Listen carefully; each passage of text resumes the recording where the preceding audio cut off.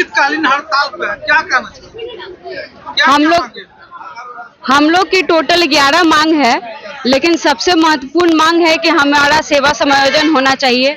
हम सरकार का महत्वपूर्ण काम करते आ रहे हैं।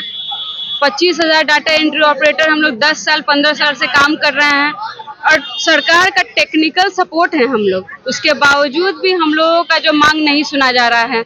हमेशा सरकार हम लोग को लॉलीपॉप दे के हम लोग को चुप कराने का प्रयास करती है, उसके अलावा कुछ भी नहीं करती है हमारे लिए।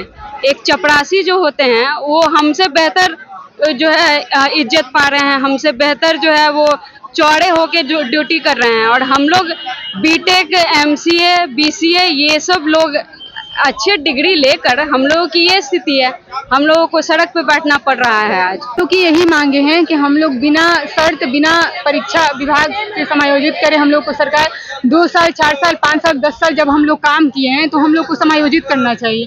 बहुत ऐसा चीज है जो हम लोग को नहीं मिल रहा है। हम लोग का शोषण भी होता है, बहुत सारी दिक्कतें आती हैं, जिस वजह से हम लोग चाहते हैं हम लोग को विभाग से समायोजन करते हैं। हम लोग की सेवा कभी भी वापस की जा सकती है, हम लोग को इसका डर बना रहता है। हम लोग यही चाहते हैं, सरकार से यही मांग है कि हम लोग को सेवा समायोजित हो जाए और कि हम लोग की सेवा सुरक्षा हो जाए। क्या कहना चाहिए? ऐसे तो हम लोगों का मुख्य मांग, मतलब हम लोग जो मांग लेके बैठे, 11 सूत्री मांग लेके बैठे हैं। इस सब में मेरा मुख्य मांग जो है सेवा समायोजन का मुख्य मांग है। हम सरकार से कहना चाह रहे हैं कि सरकार सबको दिल खोल के दे रही है, चाहे तो छोटे मोटे नौकरी में हो या बड़े नौकरी में हो।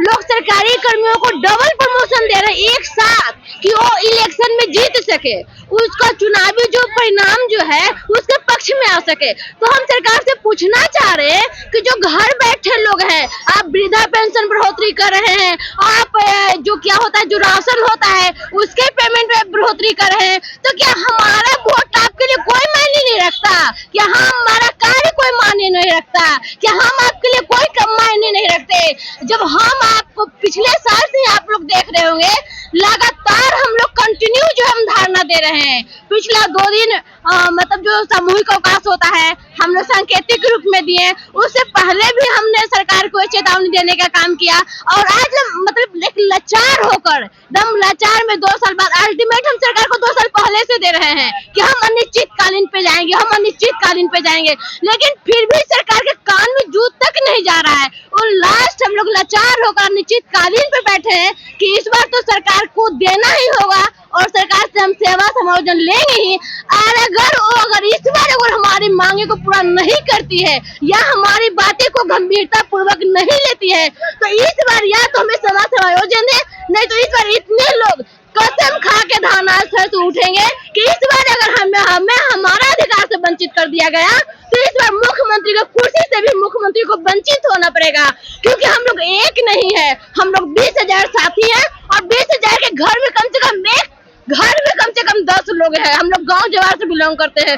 अगर इस बार हमें निराशा मिला तो पक्का निश्चित है कि इनके साथ कहती हूँ कि मुख्यमंत्री को इस बार मुख्यमंत्री को चेयर से, मुख्यमंत्री के पद से उनको वंचित होना पड़ेगा। ये मेरा, हम 20,000 कर्मियों का दावा है और हम एक करके दिखाएंगे। अगर इस बार वो हमारी मांगों को गंभीरता पूर्वक नहीं लेती है तो उनको चुनावी परिणाम में बहुत बड़ा फर्क मिलेगा। उनको ये देखने को मिलेगा कि ये जो बिहारी है, जो मुख्यमंत्री बनते हैं वो सिर्फ सरकारी कर्मियों से नहीं बनते हैं, उनको हम भी चुनकर लाते हैं, लेकिन वो फिर हमारी बातों को गंभीरता पूर्वक क्यों नहीं लेते हैं। ये इस बार चुनावी परिणाम में उनको दिख जाएगा। अगर इस बार वो हमको हल्के में लिए तो 1 साल से नहीं लगता 3 साल से हम लोग प्रयास कर रहे हैं, एक बार वो गंभीरता से नहीं लिए हैं। अगर इस बार वो गंभीरता से नहीं लिए हैं तो डायरेक्ट उनको अगर हम इस बार अधिकार के बिना वंचित यहाँ से अगर उठ गए तो उनको भी चेयर, जो मुख्यमंत्री के कुर्सी जो पे बैठे हुए हैं, ठीक है ना, उनसे उनको वंचित होना पड़ेगा। एकदम पक्का हम वादा दावा के साथ कहते हैं। आप क्या कहना चाहिएगा? हम यही कहना चाहेंगे, जो ये सुरुचि मैडम बोली हैं उनके साथ हम 100% समर्थक हैं, क्योंकि हम लोग बहुत सारे कार्यक्रम किए हैं, करीब 3 साल से कर रहे हैं।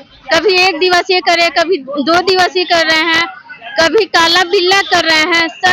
शांतिपूर्वक हम लोग सरकार का विरोध कर रहे हैं, लेकिन फिर भी सरकार के कानों तक जू तक नहीं रेंग रहा है। अब है हम लोग अनिश्चितकालीन पर बैठे हैं और हम यही कहना चाहेंगे, जब तक सरकार हमारी मांग पूरा नहीं करेगी, अनिश्चितकालीन क्या अब हम लोग भूख हड़ताल भी करेंगे।